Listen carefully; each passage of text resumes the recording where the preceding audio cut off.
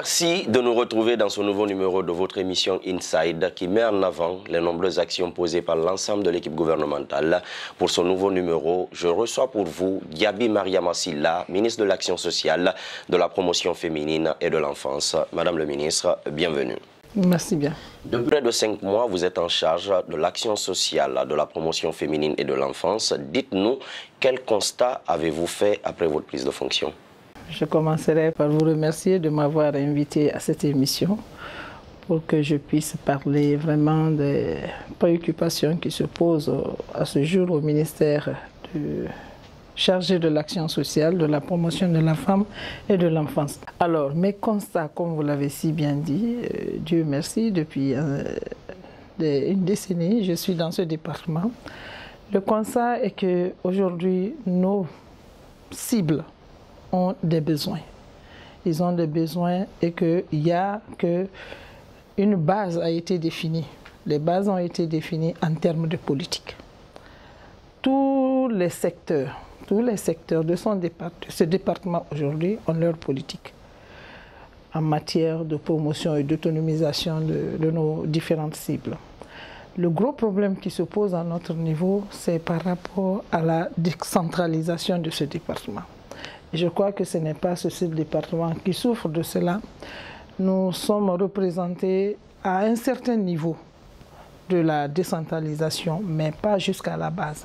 Pourtant, c'est à la base que se trouvent nos cibles. Donc ça, c'est un premier constat. Le deuxième constat, il s'agit maintenant de la compréhension commune vraiment de nos cibles par rapport aux droits que le gouvernement a ratifiés pour leur promotion et leur protection. L'autre problème, c'est par rapport à la compréhension des objectifs, des politiques, des programmes et des projets que nous développons en faveur, parce qu'aujourd'hui, la majeure partie des cadres concepteurs que nous avons vont à la retraite. Il s'agit de recruter des jeunes, mais là, il faut assurer leur formation pour ne pas qu'il y ait un vide entre la première génération qui est chargée, qui a conçu tout ce que je suis en train de dire en termes de politique, projet et programme, et la nouvelle génération, bien sûr, qui assure l'avenir de ce pays. Justement, au regard de ces constats que vous avez eu à faire après votre prise de fonction, quelles ont été vos priorités pour redonner un nouvel élan à ce département? Une lettre de mission nous a été adressée. Et en cela, nous avons défini des priorités qui sont inscrites aujourd'hui en objectif prioritaire de ce département. Alors, comme nous sommes dans un ensemble, aujourd'hui nous sommes en phase avec les objectifs de développement durable et l'agenda 2063 de l'Union africaine, il faudrait qu'en amont nous soyons en harmonie avec ces instruments à tous les niveaux. Donc les différentes politiques que nous avons, il faudrait les aligner à ces instruments de développement durable. Ça, c'est un premier aspect. Et le deuxième objectif prioritaire, c'est l'autonomisation. L'autonomisation socio-économique de toutes nos cibles. Je ne vais pas rentrer dans les détails pour citer toutes les cibles que ce ministère-là a gérées, mais nous devons quand même assurer leur autonomisation sur le plan social que sur le plan économique. Troisième objectif prioritaire, c'est la lutte contre les violences. La lutte contre les violences sous toutes ses formes. L'autre priorité que nous avons, c'est l'amélioration de la gouvernance. La coordination au niveau du ministère de l'Action sociale, de la promotion de la femme et de l'enfant n'est pas chose aisée, dans la mesure où ce département est transversal. Sur le plan vertical que horizontal, nous avons des problèmes pour la gouvernance. Il faudrait à ce niveau, en plus de la formation que nous devons assurer aux nouveaux agents que nous allons recruter, mais nous qui sommes là, il faudrait que nous renforcions notre capacité par rapport aux nouveaux enjeux qui se posent vraiment en termes de défis à relever pour nos cibles.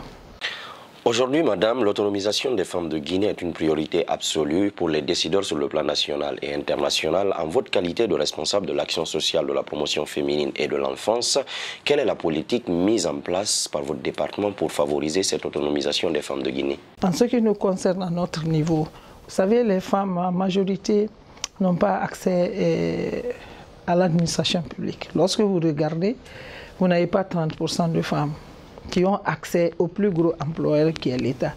Le reste là, je cherche et la grande majorité, sur les plus de 50% de femmes que nous avons, vous verrez que les 75% évoluent dans le secteur informel. Alors, qu'est-ce que le gouvernement a fait en ce qui concerne le ministère de l'Action sociale? Notre politique, c'est quoi? C'est d'abord l'organisation des femmes en groupement d'intérêt économique. Ça, aujourd'hui, elles ont pris conscience.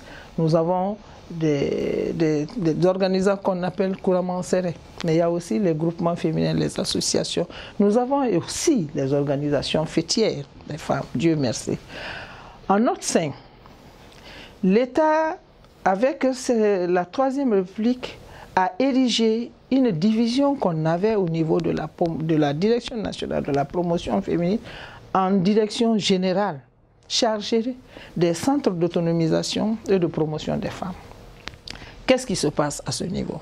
C'est les femmes qui ont été déscolarisées, c'est les filles qui ont été déscolarisées, ou bien qui n'ont pas eu la chance d'aller à l'école et qui sont frappées par la précarité et la vulnérabilité que nous recueillons pour venir apprendre. Elles viennent là-bas, elles sont formées sur leurs droits, on fait en sorte qu'elles aient accès à un métier et nous les suivons, on leur donne un fonds de roulement après la formation pour qu'elles puissent vraiment s'installer et être autonomes. C'est ce travail-là que nous sommes en train de faire. En somme, c'est un peu notre politique. Mais dans les prochains jours, nous avons inscrit dans le plan de travail que nous avons avec l'UNFPA l'élaboration d'une stratégie nationale pour l'autonomisation de la femme en Guinée, qui va prendre plusieurs aspects. Il est important que nous l'annoncions déjà. Parlant toujours d'autonomisation des femmes, vous serez dans quelques jours à la tribune de la 62e session des Nations Unies sur les conditions des femmes à New York. Quelle sera la doléance que vous comptez porter à ce rendez-vous majeur au nom des femmes de Guinée? Alors, merci M. Mané. Et Dieu merci, les Nations Unies ont compris. Ce n'est pas fortuit qu'on ait mis l'accent sur l'autonomisation de la femme au niveau de l'objectif 5 des ODD. Cela veut dire que l'autonomisation de la femme est inscrite dans l'agenda international. Mais lorsque vous prenez également l'agenda 2063, ça figure. Dieu merci, l'Union africaine a sa politique et les chefs d'État de l'Union africaine ont leur déclaration solennelle pour réduire l'inégalité entre les hommes et les femmes. Mais nous allons également dire à la communauté internationale qu'il est essentiel, si nous voulons réellement atteindre les objectifs de développement durable, que les femmes soient autonomisées sur le plan social, sur le plan économique, sur le plan politique, sur le plan juridique, sur le plan culturel. Dieu merci, notre département sur le plan juridique, nous sommes dotés de tous les instruments juridiques, que ce soit au niveau international, au niveau africain, mais également au niveau sous-régional. La Constitution vraiment parle d'égalité entre les femmes et les hommes. Qu'est-ce qui se passe? C'est que justement, nous nous sommes affectés par des pesanteurs socio-culturels, les violences et tout ce qui s'ensuit. Alors, qu'est-ce qu'il y a lieu de faire? Il faudrait que nous investissions davantage aux femmes, que ce soit au niveau urbain, que ce soit au niveau rural. Assurer son éducation, sa formation, son accès aux réseaux sociaux. C'est très important. On ne peut pas aujourd'hui être au diapason si on n'a pas accès au réseau Internet. La célébration de la Journée internationale de la femme, le 8 mars, vous avez mis un accent sur les mutuelles financières des femmes africaines, MUFA, afin d'évaluer son impact dans le cadre de l'autonomisation des femmes. Pourquoi ce choix et quelle a été cette année la particularité de cette fête pour les femmes de notre pays? Merci bien. En fait, c'est pour donner un tonus à l'initiative du président de la République. Il a dédié ses 2 mandats aux femmes et aux jeunes. Il s'est rendu compte que les femmes guinéennes n'étaient pas assez soutenues. Dieu merci. Sur les 33 préfectures, aujourd'hui nous avons 27 mutuelles des femmes africaines en Guinée. Dans les 5 communes, elles sont toutes dotées de leur mutuelle et le marché avaria. Alors, nous voulons que ça soit encore mieux, que ça couvre l'étendue du territoire national, mais nous voulons ressortir un peu quels sont les avantages et les inconvénients. S'il y en a, bien sûr, mais les avantages, je sais qu'il y a, parce qu'aujourd'hui, le chiffre d'affaires va dans plus de cinquantaines de milliards. Donc, ça veut dire que c'est un instrument à essence d'autonomisation de la femme. Je vous invite à présent, madame, à suivre cette immersion qui nous a conduit au cœur de la validation des documents portant sur le rapport d'évaluation de l'autonomisation des femmes sur la période 2015-2017, la position commune de la Guinée sur le thème de l'examen de la 62e session des Nations Unies sur les conditions de la femme, mais aussi leur participation et l'accès des femmes en milieu rural aux technologies de l'information et de la communication et l'impact de leur utilisation sur leur quotidien.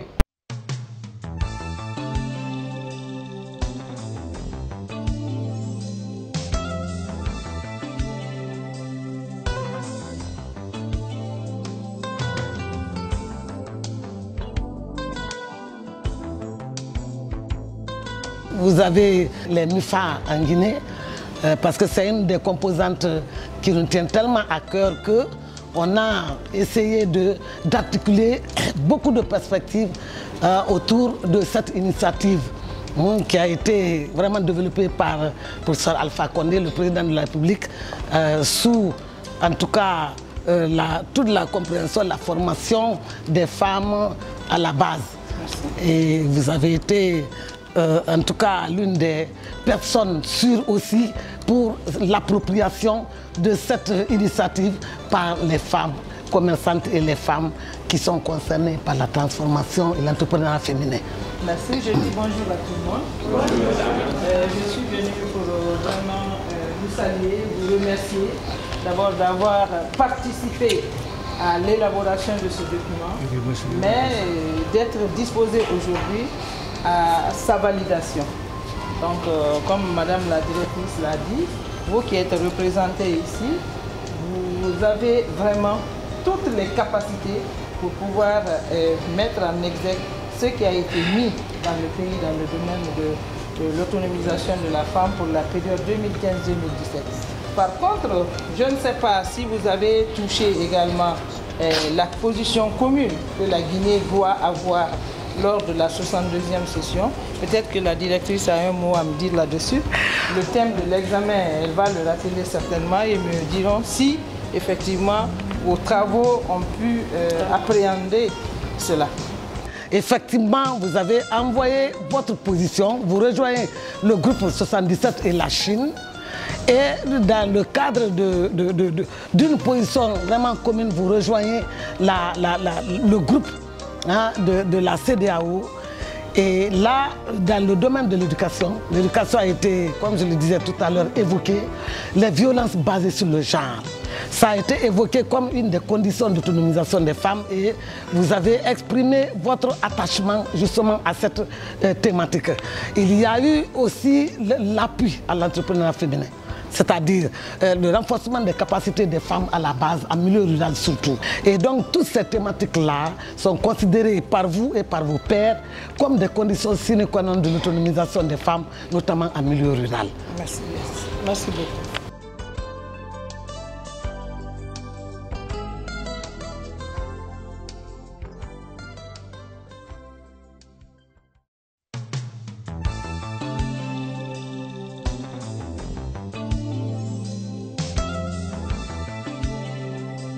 Madame, votre présence dans cette émission à l'occasion du mois de la femme a suscité beaucoup d'intérêt chez les populations qui, à travers la rubrique Ma Voix compte, vous posent certaines de leurs préoccupations.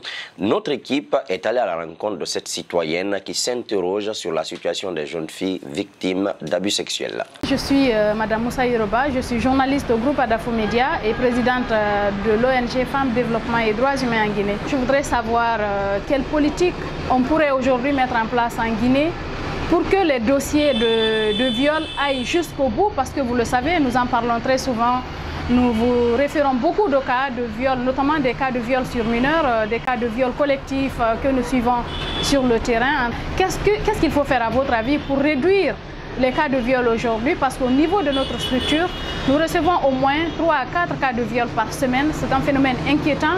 Merci à madame qui vient de poser une question à 2 volets. Par rapport à la première question, je dirais tout simplement qu'il n'y a aucun frein, je le dis, aucun frein à ce que les dossiers traitant de la question des violences aboutissent au ministère de la Justice. Vous avez vu le gouvernement, en premier lieu, on a ratifié nos conventions, nous avons des lois là-dessus. Il s'agit seulement que les victimes soient, et leurs parents, et que la société civile accompagne les victimes. Suivre le dossier au niveau du ministère de la Justice. Mais à ce niveau, il n'y a pas de frein. Ça, c'est la première réponse à la question qu'elle a posée.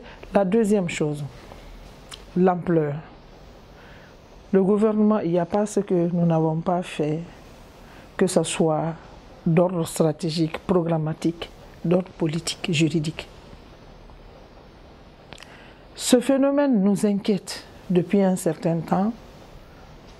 2008 déjà, on avait initié la réalisation d'une enquête nationale sur les violences basées sur le genre, qui a été assortie d'une stratégie que nous avons menée. Nous avons repris encore l'enquête. Ce qui se passe, c'est qu'il y a un tabou. Ce que nous visons, ce que nous vivons, ce dont on parle, c'est infime à ce qui se passe. Je ne veux pas stigmatiser notre pays, non, mais connaissant les réalités socio-culturelles, il est difficile à une petite fille de dire « j'ai été violée par un frère, un cousin, ou bien tout simplement un tuteur, ou bien un maître d'école ». Parce que ça se fait, nous recevons des dossiers. Et nous orientons, monsieur le conseiller juridique de mon département suit ces dossiers-là. Il y a eu des condamnations, mais c'est infime par rapport à ce qui se passe. Je me demande, est-ce qu'aujourd'hui, nous avons la tête sur les épaules? Ni notre culture, ni notre religion, rien ne cautionne une telle violence à l'égard de petites filles. Pas plus tard qu'hier, nous étions dans les familles où des femmes ont été victimes. Elles sont décédées, assassinées par leurs conjoints. Je pense qu'il y a lieu de faire de la sensibilisation, mais la répression et la condamnation. Mais que les gens acceptent aussi, les victimes acceptent de porter plainte. Qu'on n'instrumentalise pas, parce que chaque fois, je pense qu'il y a ce phénomène-là. On essaie d'instrumentaliser. Quand une personne est victime, c'est la loi. J'ai fait arrêter le monsieur qui a fait assassiner sa femme en état de famille. Aujourd'hui, il est déféré.